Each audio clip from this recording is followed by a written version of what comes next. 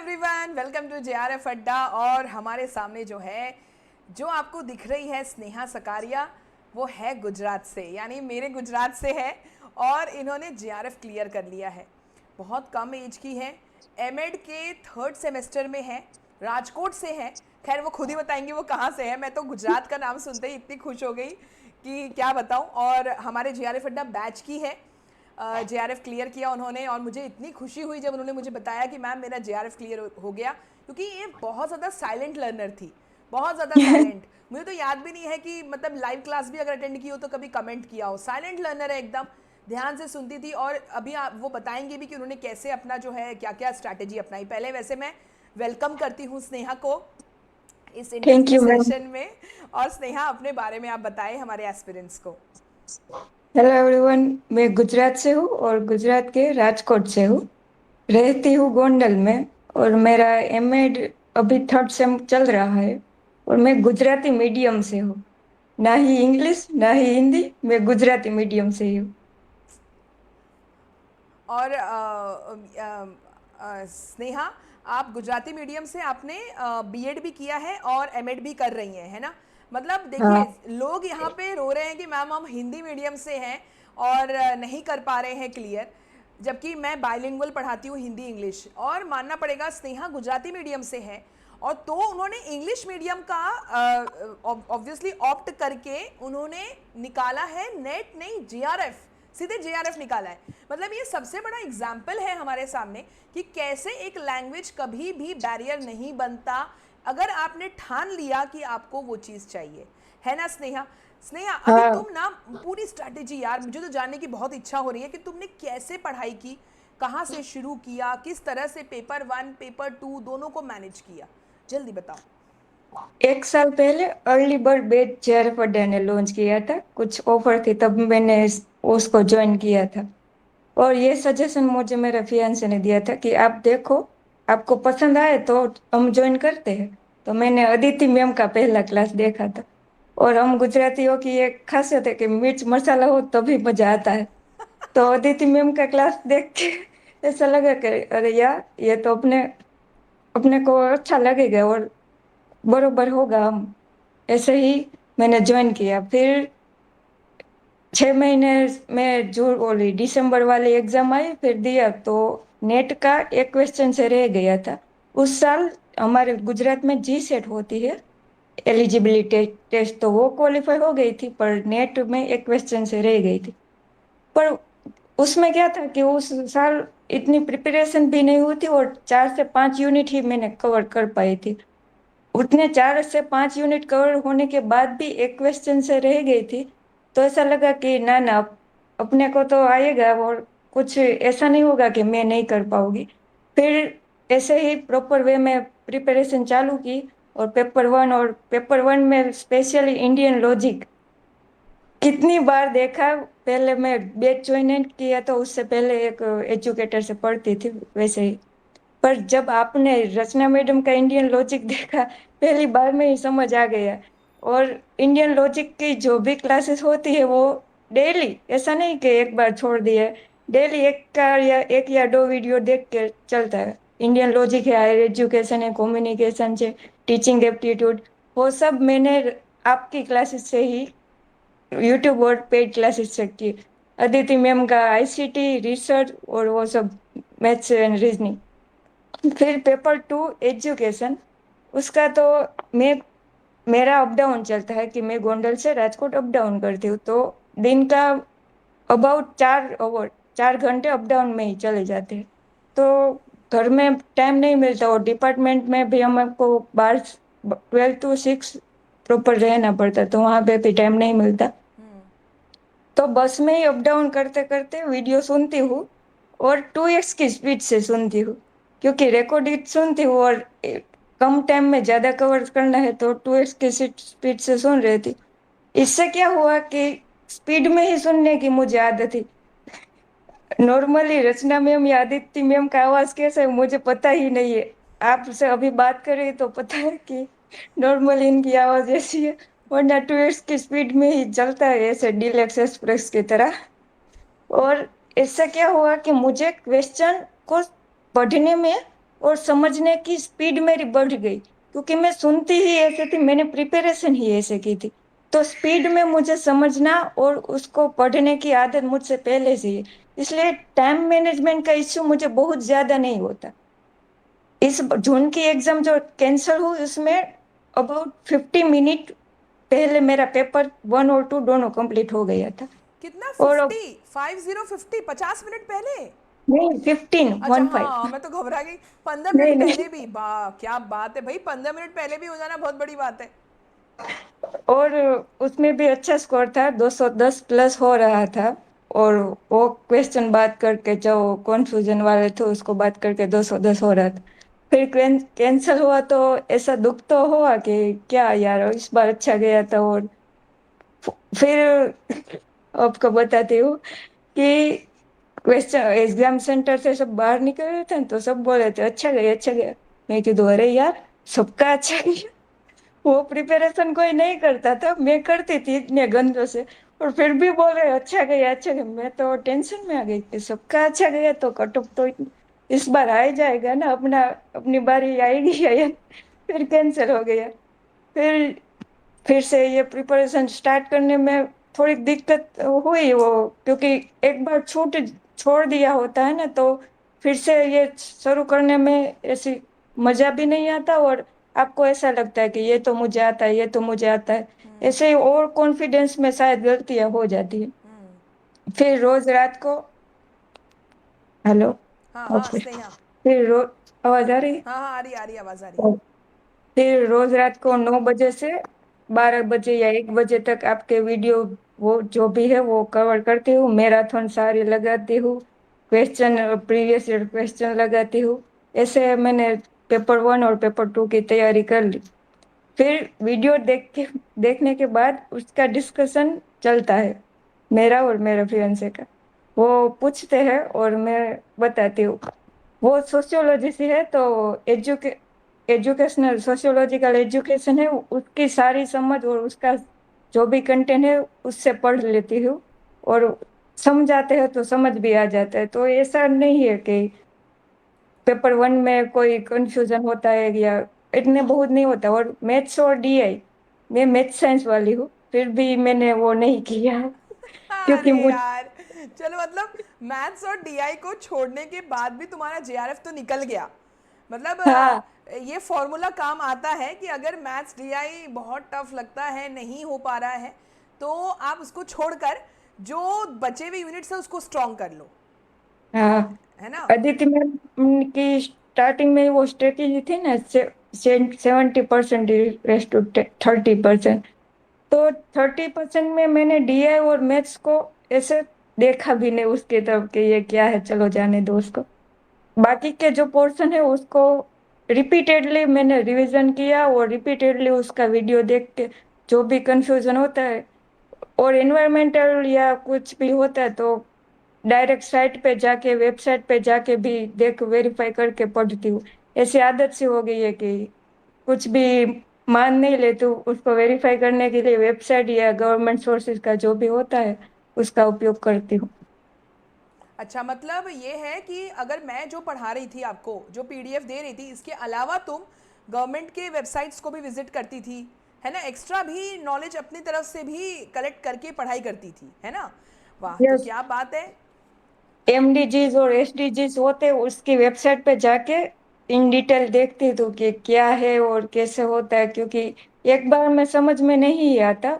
बाद में आप वेबसाइट पे जाते हो, देखते हो अपने हिसाब से और अपने हिसाब से समझने की कोशिश करते हो तो बेटर रहता है। और मैं गुजराती मीडियम से हूँ तो मुझे इंग्लिश और हिंदी इतनी ज्यादा नहीं आती है। आती है पर आप लोग जैसे कि कोई इंग्लिश मीडियम का बच्चा है या हिंदी मीडियम का बच्चा है, उनके जैसी तो नहीं आएगी। मुझे गुजराती में ही मुझे समझना पड़ता है। तो क्या होता था कि कंटेंट, मैंने इंग्लिश मीडियम वाला बैच ज्वाइन किया था, तो कंटेंट इंग्लिश मीडियम में होता है। आप एक्सप्लेन सब हिंदी में करते हो तो समझ में तो आ जाता है, पर मुझे उसको अपने गुजराती लैंग्वेज में ही इंटरप्रेट करना पड़ता है कि मैम क्या बोल रही है और इसका ऐसे होता है। और मेरे न्यूमोनिक्स भी ज्यादा गुजराती में ही रहते हैं और वो गुजराती लोग ही समझ पाते हैं। क्योंकि अदर लैंग्वेज वाले तो उसको समझ में नहीं आएगा। और हमारे गुजराती में भी अलग अलग बोलियां होती है। मैं सौराष्ट्र से हूँ तो हमारी काठियावाड़ी बोली रहती है। हाँ, तो काठियावाड़ी वो होती है, यस यस। प्रॉपर गुजराती से थोड़ी अलग होती है और हमारे टर्मिनोलॉजी में भी थोड़ा थोड़ा फर्क होता है। तो अपनी काठियावाड़ी लैंग्वेज लैंग्वेज में ही इसको इंटरप्रेट करने की मुझे आदत है। तो मतलब तुम्हारा डबल मेहनत हुआ ना, यही तो मैं कह रही हूँ स्नेहा। मतलब तुम इंग्लिश में भी सुनती थी, उसके बाद फिर अपने गुजराती में उसको ट्रांसलेट करके समझना। मतलब वही तो मैं कह रही हूँ तुम्हारे पास। और तुम मुझे ये भी बोली हो कि मैम मैं सुबह 9 बजे निकलती हूँ, राजकोट यूनिवर्सिटी जाती हूँ, और फिर 6 बजे वहाँ से छुट्टी होती है, तो आते आते तुमको 8, साढ़े 8, 9 हो जाते हैं। मतलब हाँ, तुम 12 घंटे तो तुम्हारा 4 घंटा तुमने कहा सफ़र में जाता है मैम। 4 घंटे। तो उस चार चार घंटे घंटे में बस। सफर के दौरान ही सुनती रहती थी क्लास, मेरी हाँ, क्लास। वाह। 4 घंटे बस में ही अप डाउन करती हो तो बस में बैठ के जैसे ही बस चलना शुरू होता है, कान में ब्लूटूथ लगा के आपके क्लास सुनना चालू कर दे। तो दिन का अबाउट 4 या 5 वीडियो तो देखना ही पड़ता है, क्योंकि तभी कवर होगा। क्योंकि बस में ट्रांसपोर्टेशन के अलावा मुझे इतना स्पेशल टाइम नहीं मिलता है। और बाकी के टाइम में हमारे डिपार्टमेंट में का भी जो वर्क होता है वो करना पड़ता है।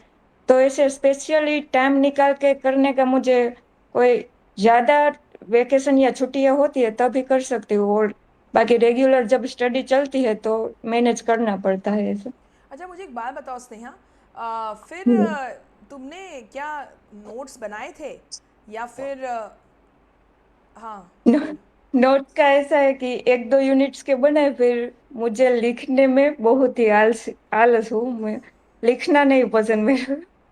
जो सुनती हूँ वो एक बार में याद रह जाता है, कि वो तो माँ सरस्वती की दया है कि एक बार में ही याद सब रह लेता। तो क्या है कि इंडियन लॉजिक और हायर एजुकेशन की नोट्स मैंने बनाई थी, क्योंकि वो बार बार रिवीजन करना पड़ता है। और हायर एजुकेशन में क्या है कि वो क्रोनोलॉजी याद रखनी पड़ती है। और आपके वीडियो में मैंने जाना कि आपको भी साल याद रखने में दिक्कत होती है। सेम मेरा भी ऐसा ही है कि मुझे ईयर याद नहीं रहते, कितनी भी ट्राई कर लो नहीं होता। इसलिए क्या, वो क्रोनोलॉजी होती है उसका मैंने अपना गुजराती में ही न्यूमोनिक्स बना डाला था। साल को और जो भी कमीशंस या कमिटी आए उनके जो भी ओला क्या चेयरमैन या चेयरपर्सन होते उन सभी का ऐसे याद करना की ट्राई करती हूँ। और इंडियन लॉजिक में भी एग्जाम्पल जो होते हैं पहले से का वो भी मैं अपना गुजराती में ही एक आपका हिंदी या इंग्लिश में होता है उसके नीचे मेरा गुजराती में ही अपना एग्जाम्पल या याद कर ली थी कि रेड हेरिंग में मतलब ये और वो सब। वाह, क्या बात है स्नेहा, मानना पड़ेगा। नोट्स बनाने का वो टाइम नहीं रहता, और टाइम से ज्यादा तो एक स्टेप मेरी आलस। नहीं, हाँ, आलस भी है। बहुत सारे बच्चों को होता है नोट्स बनाने में आलस। वाह, मतलब स्नेहा तुम्हारी जो मैं जर्नी सुन रही हूँ, इससे लग रहा है कि कुछ भी चीज़ छोटी नहीं है। अच्छा स्नेहा, एक बात बताओ, तुम्हारा जी सेट निकल गया था पहले सेमेस्टर में ही, है ना? तो हाँ, तुम्हारा ये वाला अटेम्प्ट पहले वाले में तुम्हारा कुछ हुआ ही नहीं था, मतलब नेट भी क्लियर नहीं हुआ था, जेआरएफ भी नहीं हुआ था, है ना? पहले वाले अटेम्प्ट में एक क्वेश्चन से नेट एक रह क्वेश्चन गया से था नेट रह मेरा। गया था। तुमने मुझे शायद बताया था, मुझे ऐसा याद है कि नहीं नहीं, नहीं नहीं बताया था। अच्छा, तुम नहीं थी मेरा स्नेहा? ऐसा सोच के रखा था जब पता चला कि आप गुजरात से हो, तो ऐसा सोच के रखा था जब जेआरएफ होगा तभी मैम को तभी सीधे बताओगी। बताएगी। मतलब मैं तो थोड़ी देर सोचने लग गई, यार ये सारे मतलब ऐसे कैसे, बैच में सब बच्चे होते हैं, पता तो है सब ज्वाइन होते हैं, लेकिन अब क्लास के टाइम पे कोई है नहीं, तो हमारे से भी ना वो ध्यान से निकल जाता है कि हाँ ये बच्चा भी था। अब जब तुम बता रही हो तब मुझे याद आया कि हाँ नहीं, तुमने मुझसे एक बार किया था कांटेक्ट, बोला था कि मैम मैं जो हूँ गुजरात से हूँ, ऐसा कुछ बोला है तुमने, मुझे याद है। हाँ हाँ, क्योंकि गुजरात से यूट्यूब की तुम, क्लास में मुझे लगता मैंने है सिर्फ बोला एक ही हो। और एक मेरी खुद की फ्रेंड है, मतलब उनका भी जेआरएफ निकल गया पिछले साल ही। हमारे महाराजा सयाजीराव यूनिवर्सिटी की ही थी वो। उनका जेआरएफ निकल गया, वो अपना पीएचडी कर रही हैं, उनका सफ़र। और एक तुम हो। बाकी तो मैक्सिमम बच्चे यूपी के हैं, वेस्ट बंगाल के था। हैं, है ना? और ये, चलो अब ये बताओ मुझे स्नेहा, एक मतलब कुछ, अगर तुम अपने सफ़र से, मतलब पूरी जो तुम्हारी प्रिपरेशन की जर्नी रही है, उसमें तुम क्या मैसेज देना चाहोगी सारे यूजीसी नेट एस्पिरेंट्स को? मैंने ये यूट्यूब क्लास और पेड क्लास में ये एक नोटिस किए कि बच्चे लैंग्वेज का बैरियर बहुत अपने सिर पे चढ़ा लेते हैं कि मैडम प्लीज इंग्लिश में एक्सप्लेन करो, इंग्लिश में बताओ या हिंदी में बताओ। पर मुझे मेरे पास तो कोई ऑप्शन ही था ही नहीं, हिंदी या इंग्लिश कुछ भी नहीं। जो भी है उसको एक्सेप्ट करो और अपने आप को उसमें एडेप्ट करना सीखो।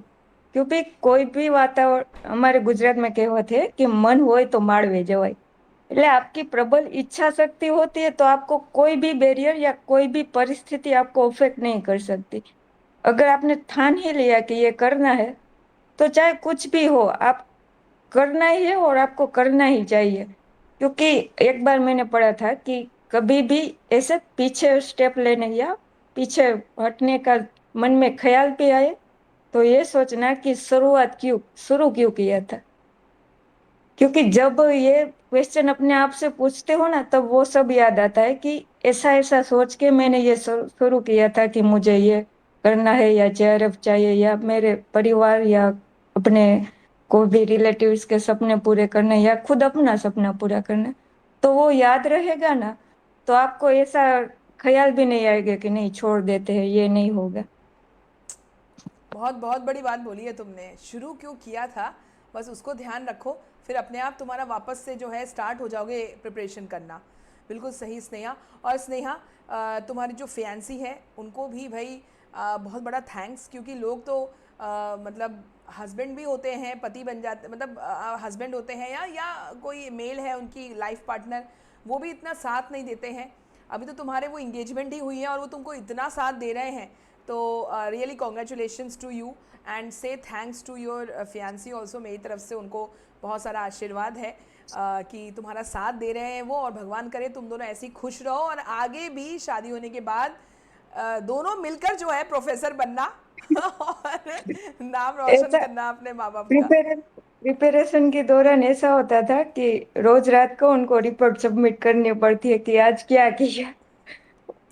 किसी दिन ऐसा होता है कि नहीं किया तो सुनना पड़ता है थोड़ा, फिर उसके बाद फिर से चालू हो जाता है। नहीं नहीं, सही है यार, लोगों के माँ बाप होते हैं, यहाँ तो तुम्हारे फियांसी है, क्या बात है क्या बात है। चलो Sneha, thank you so much Sneha, जुड़े रहना इसी तरह से। हमारा तो ग्रुप बना हुआ ही है पूरा एजुकेशन का, उसमें रहना। और तुम थोड़ा सा एक्टिव हो जाओ अब, क्योंकि तुम्हारा जो है जेआरएफ हो चुका है, तो कुछ भी अगर तुम्हें बताना है अपनी तरफ से, जैसे कुछ नोटिस आता है ना, पीएचडी के सफ़र में कोई कॉन्फ्रेंस का तुमको कोई नोटिस आता है ना, कॉन्फ्रेंसेस भी होते रहते हैं। और कॉन्फ्रेंस हाँ, में या भी। कहीं तुम वर्कशॉप का तुमको आए लिंक, तो ज़रूर शेयर करना उस ग्रुप में एंड बी एक्टिव। क्योंकि बहुत सारे बच्चे, अभी देखो मैं बहुत सारे लोगों का इंटरव्यू लेती हूँ ना, सब यही बोलते हैं कि मैम अब हमको आगे का जो सफ़र है ना वो समझ नहीं आ रहा कैसे करेंगे। जेआरएफ तक तो हो गया, आपने जेआरएफ अड्डा में करवा दिया, लेकिन हाँ, ऑब्वियसली आगे का सफ़र और लंबा है। तो उसमें अगर तुमको कुछ इन्फॉर्मेशन मिलती है तो बिल्कुल शेयर करना हमारे ग्रुप में, जो हमारा एजुकेशन का ग्रुप है उसमें। ठीक है एक स्नेहा? एक बात बताना चाहती हूँ। हाँ बोलो बोलो। जितने भी यूट्यूब लर्नर है जो फाइनेंशियली ये अफोर्ड नहीं कर पाते कि बैच ज्वाइन करे या कुछ भी, तो मैंने देखा जेआरएफ अड्डा एक ऐसा लोटा प्लेटफॉर्म है जो यूट्यूब में भी बैच जितना ही कंटेंट देता है। क्योंकि जब वैलिडिटी खत्म हो गई थी तो मैं यूट्यूब से ही पढ़ती थी। तो मुझे ऐसा कभी फील नहीं हुआ कि मैं पेड क्लास के अलावा यूट्यूब से पढ़ी हूँ। आपका और अदिति मैम का और स्पेशली थैंक्स तो वो पपलू जी चपलू जी और पड़ोस वाले चाचा चाची उनका, कि यूट्यूब पे भी बच्चों को फ्री ऑफ कॉस्ट कोई इतना नहीं देता। मैंने कई प्लेटफॉर्म में देखा वो ऐसा बताते हैं कि मैंने पेड बैच में करा रखा है, पर आपके मुंह से या अदिति मैम की क्लासेस में कभी सुना ही नहीं कि पेड में करा रखा है। आप जो भी कंटेंट करा तो बेसिक से ही करा, तो ऐसा नहीं कि पहले करा रखा है तो ऐसे ऊपर ऊपर से जाने दे। और क्लास में भी अब मेरे क्लासमेट होते हैं उनको सबको भी सजेस्ट करती हूँ। और क्लास में कभी छुट्टी होती है तो देखती हूँ आपके वीडियो, तो ऐसे हंसी छुट्टी है तो बोलते हैं सब कि रचना मैडम ने कोई जोक बोला क्या। और सब आपकी क्लासेस भी देखते हैं, अदिति मैम की क्लासेस भी देखते हैं। सब पूछते हैं कि कैसे प्रिपरेशन की, और ऐसा रहता है कि फाइनेंशियली वो लोग जो भी मेहनत करना चाहते हैं वो ऐसा होता है कि अफोर्ड नहीं कर पाते। तो मैं उनसे बताती हूँ कि जेआरएफ अड्डा एक प्लेटफॉर्म है, यहाँ पे आपको सारी प्लेलिस्ट मिल जाएगी आपके, जो भी सब्जेक्ट है, जो भी आप करना चाहते हो। तो उन लोगों को ढूंढ के देते हो, सब्सक्राइब भी करा देती हूँ, और बोलती हूँ कि आज ये वीडियो आया है, आप देखना जरूर, मजा आएगा। हाँ स्नेहा, ये मतलब अभी मेरी एक और मतलब स्टूडेंट का इंटरव्यू लिया था, और वो भी ऐसे ही बोल रहे थे कि मैम फाइनेंशियली कई बार कुछ बच्चे होते हैं जो बैच नहीं ले पाते, लेकिन आपका जो कंटेंट है यूट्यूब पे, JRF अड्डा पेपर 1 का हो या पेपर 2 का, वो ऐसा तो रहता है। हाँ, अपनी तरफ से मेहनत करनी पड़ती है, जैसे तुमने भी बोला कि मैम अपनी तरफ से ही मैंने बहुत इनपुट डाला है, लेकिन एक गाइडेंस की ज़रूरत होती है जो हमें मिल जाता है यूट्यूब चैनल से। और तुम्हारे पास तो खैर पेड बैच का भी एक था आशीर्वाद, तो वो भी PDF तुम्हारे काम आया होगा आगे। चलो ठीक है, अभी Sneha thank you so much. और वही मैंने बोला, जुड़े रहना, and all the best for your future. तुम्हारी शादी हुई होगी, उसके लिए भी ऑल द बेस्ट, और अपनी PhD जर्नी के लिए भी ऑल द बेस्ट। जल्दी ही तुम प्रोफेसर बनोगी, मुझे पता है, और बहुत ही काबिल। राजकोट यूनिवर्सिटी में आऊँगी मैं तुमसे मिलने के लिए, ज़रूर कुछ ना कुछ अब कॉन्फ्रेंस जरूर होगा तो आना। ज़रूर मिलोगे तुम मुझे पता है, क्योंकि दुनिया बहुत छोटी है। बोलते हैं ना, दुनिया मैं गोल अभी है। बोलने ही वाली थी कि आप बड़ौदा में रहते हो तो राजकोट आना, और मैं भी जब टाइम निकाल के आपसे मिलने जरूर आऊंगी। हाँ, बड़ौदा ज़रूर आना, बिल्कुल आना बड़ौदा। चलो okay, thank you thank so you. Much, thank you so जय श्री मच। कृष्ण। जय श्री कृष्णा, जय Shri Krishna. Bye bye. Bye bye.